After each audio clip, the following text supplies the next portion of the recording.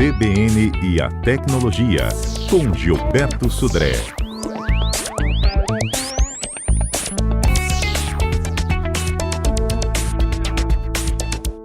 Ei, Gilberto, bom dia para você. Bom dia, Fernanda. Bom dia, ouvintes da CBN. Gilberto, a gente fala muito de cuidado com o que a gente ouve, o que a gente assiste, né? O que a gente lê na rede social. Tem que ter um controle, tem que ter um filtro, né? Daquilo que de fato é verdade, aquilo que foi inventado. E o desafio maior dos dias de hoje também, com a chegada da IA, aquilo que não foi construído, né? Exatamente, Fernanda. A gente tem a ideia, né? Ou seja, existe um mito, né? Que quando eu vou na IA e faço um prompt lá e peço ela para criar uma imagem, né? A IA vai lá na internet, pesquisa uma imagem daquela, ou similar àquela que eu estou pedindo, e me entrega essa imagem. Na verdade, isso não funciona exatamente assim, né? Ou seja, nas ferramentas de IA. As imagens, né? Elas são criadas nesse caso. Então, mais ou menos assim, imagina que, fazendo uma analogia aqui, uma criança, né, que passou vendo os livros de animais. Então, ela não sabe as figuras, mas ela aprendeu o que que é um leão, um elefante, um cachorro, né? É, Pedir que ela desenhe lá um elefante de chapéu, né? Basicamente, ela nunca viu essa imagem, né, de um elefante de chapéu, mas ela sabe que é um elefante e sabe que é chapéu. Então, ela vai montar uma imagem dessa natureza. A IA faz algo exatamente semelhante a isso, só que ela aprendeu bilhões de exemplos, né, de imagens, de cenários, de iluminação, nesse caso, né? E aí ela vai montar essa situação. Então, a IA, basicamente, ela aprende, né? Ou seja, aprende o quê? Formato de pessoas, animais, carros, prédios, iluminação, né? Sombras, né? E cores. E aí, depois que eu peço a ela uma situação, ela vai como que montando nessa situação, né? Nesse ambiente. Então, ela basicamente faz a situação. Então, ela, por exemplo, no caso lá do elefante, ela sabe exatamente onde ficam os olhos, como é que são as pernas, como é que são as orelhas, né? Ela conhece essa questão, esses elementos da imagem. E ela vai montando isso nessa situação. Por isso, inclusive, que em algumas situações a gente vê que ela comete erros bastante curiosos, né? Com pessoas de 6 dedos, objetos que se misturam, né, com outros objetos na imagem.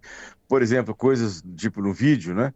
Que a pessoa tem movimentos estranhos ou até atravessa, né? No vídeo a pessoa atravessa um obstáculo, por exemplo. Porque, na Aham. verdade, aquilo é uma montagem, né? Que a IA fez, né? E ela não imagina que a parede é uma parede, né? Ela imagina que a parede é só um elemento lá da imagem que pode ser é, é, repassado por outro elemento que está na imagem também, nesse caso, né? Então, essa situação. Por isso que ela faz isso. Então, basicamente, ela vai pegar isso que ela aprendeu, e por isso, inclusive, que tudo que a gente entrega para a IA, de fotos, de vídeos, né, para ela guarda isso como uma referência. Então, se eu mandei uma foto, por exemplo, numa praia, né, lá ela vai armazenar essa imagem como uma praia e vai aprender aqueles elementos, areia, o mar, ondas, céu, nuvem, e aí vai guardar isso. Mais para frente, se alguém pedir, né, uma imagem que tenha, né, algum tipo de praia como fundo, né, ela pode usar alguns desses elementos, não vai copiar a imagem inteira, mas pode usar alguns elementos dessa situação, que pode ser, inclusive, algum elemento de uma imagem sua que você colocou lá. Por isso que é importante a gente cuidar dessa situação, né, nesse caso. Os vídeos funcionam basicamente da mesma forma, só que os vídeos são mais complexos, porque ela precisa entender, né, o movimento daquele elemento, a iluminação, a continuidade, fluidez daquele elemento, a física, né, de coisas que caiu no chão e quica, por exemplo, ou não quica, nesse caso, ele tem que montar e faz isso quadro a quadro, né? E ela vai tentar prever onde a pessoa vai olhar, né, como é que o cabelo vai balançar, que roupa, como é que ela vai se movimentar, né, o caimento da roupa também. Então, o vídeo, nesse caso, é muito mais complexo do que uma imagem, né? Mas essa é uma situação. E aí, esse tipo de recurso está sendo utilizado em muitas situações, publicidade, cinema, efeitos especiais, nesse caso. E aí tem uma questão que tem benefícios, né? Por exemplo, rapidez na criação de imagens, redução de custo, né, democratização da produção visual, mas a gente tem riscos também. Ou seja, no caso do deepfake, né? Aquelas imagens criadas de forma para pegar alguém e colocar num cenário que nunca esteve lá, a parte de golpes, fake news, ou seja, tem uma série de situações nesse caso. Então, é, a mesma tecnologia capaz de criar uma obra de arte, né, também pode ser usada para fabricar uma mentira extremamente convincente. E esse é um outro problema também, porque a gente, hoje, as ferramentas estão ficando cada vez mais sofisticadas e é cada vez mais difícil da gente entender, né, como é que, se aquela imagem é falsa ou aquela imagem é verdadeira. Os honestos eles colocam, né? E criado com IA. Isso, exatamente. O Facebook falou que ia fazer isso, outras ferramentas de IA também iam fazer isso, de fazer uma marca d'água dizendo que aquela imagem, aquele vídeo foi feito por IA. Mas tem uma série de outras ferramentas de IA que não estão nem aí para essa questão. Então, vão gerar imagem e não vai ter marca d'água nenhuma. É isso, e que pode nos induzir ao erro. Isso, exatamente. O Adalberto tem uma história de IA para contar aqui pra gente, hein? Tenho sim. Bom dia, Gilberto, Vamos tudo bem? Bom dia, Adalberto. Vou falar sobre a utilização da IA, Fernanda, nas redes sociais para os nossos ouvintes, o Instagram. Gilberto, na última viagem que eu fiz ao Rio de Janeiro, Fernanda, eu peguei um dia que estava um dia muito nublado. E nós estávamos num ponto turístico, de frente praticamente para o Cristo Redentor, né, monumento histórico. E aí quando a gente bateu a foto, Gilberto, não dava para ver praticamente o Cristo Redentor, porque o tempo estava muito nublado.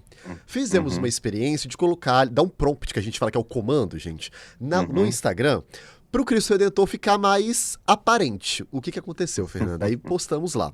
Em questões de segundos, o Instagram, ele reconheceu que tinha sido utilizada uma inteligência artificial e justamente veio a mensagem, Gilberto. Essa imagem foi gerada como inteligência artificial.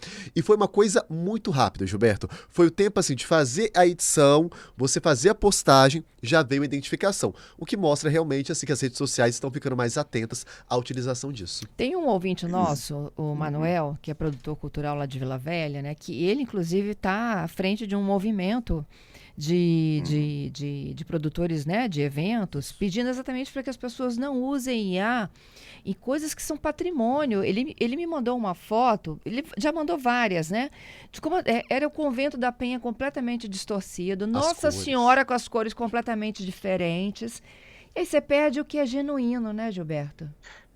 Precisa ter um pouco de bom senso no uso dessas ferramentas, né? Ou seja, uma coisa é você usar uma ferramenta de IA para, como o Adalberto colocou aí, que é melhorar uma imagem, porque não ficou uma imagem exatamente como você gostaria. Assim, você sabe que é uma imagem gerada por IA, mas você queria ter aquele registro.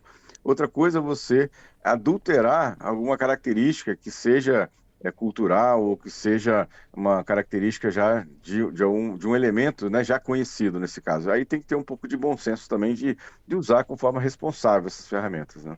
Sim, sem dúvida alguma. E para quem é impactado por uma imagem dessa ou por um vídeo desse, ter o direito de saber que aquilo foi feito, né, com recursos da inteligência artificial. Exatamente, exatamente. O que a gente tem em algumas ferramentas, além da identificação automática, como o Adalberto comentou, tem a possibilidade de você também denunciar aquilo como uma imagem falsa, né, ou como uma imagem gerada por IA, né? E aí a rede social vai colocar uma marca lá dizendo que, olha, isso aqui é uma imagem que foi...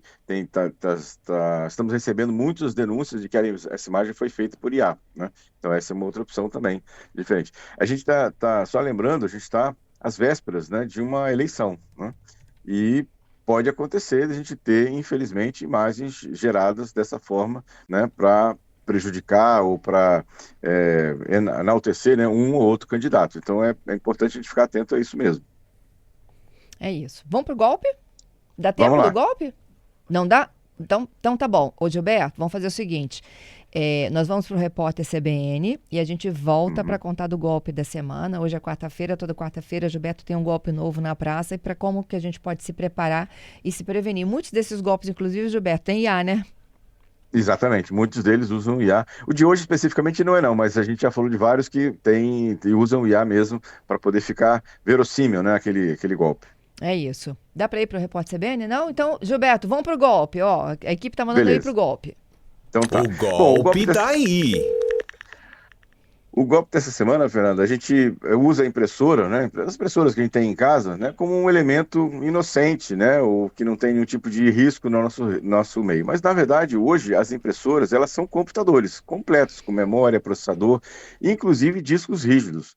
E aí, todo documento que você imprime ou você digitaliza, esse documento fica armazenado ou internamente no disco rígido ou no SSD, ou muitas vezes vai para a nuvem, porque você usa um aplicativo de celular para poder comandar a digitalização na impressora. E esse documento ele saiu da impressora, foi digitalizado, vai para um ambiente em nuvem que volta para o celular, ou seja, outras pessoas vão ter acesso, poderiam ter acesso a esse documento. Então, o primeiro risco de a gente usar a impressora é exatamente os documentos que podem estar em outros locais que não exatamente aqueles que eu tenho controle. E outro risco também é que as impressoras são conectadas diretamente na rede. E ela tem a senha de Wi-Fi, tem umas senhas de administração que pode também ser uma brecha de segurança para invasão da sua rede. Entendido. Olha só, hein? Que isso. Temos novas informações? Aqui, ó, Marqueto, vamos deixar o Adalberto exibir? A participação do nosso ouvinte Manuel Góes, Fernanda, que a gente falava sobre ele. Obrigado aí pela citação. Realmente nós estamos aqui em franca campanha, num trabalho cultural e patrimonial de alertarmos realmente sobre a má utilização da IA, principalmente nos patrimônios históricos e culturais do Espírito Santo. Que foi o alerta que a gente estava falando, como foi o caso do Convento da Penha, né? Que veio ali com outras configurações, Fernanda, que não correspondiam à realidade, Gilberto. Viu, Gilberto? Exatamente, viu? Exatamente, eu vi aqui e ele tem toda a razão, ou seja, a gente tem que ter bom senso no uso dessas ferramentas, né, de IA. É isso. Gilberto, obrigada pela participação. Até sexta, hein? Obrigado, Fernando, obrigado aos ouvintes pelas muitas participações e até sexta-feira com mais tecnologia. Até sexta.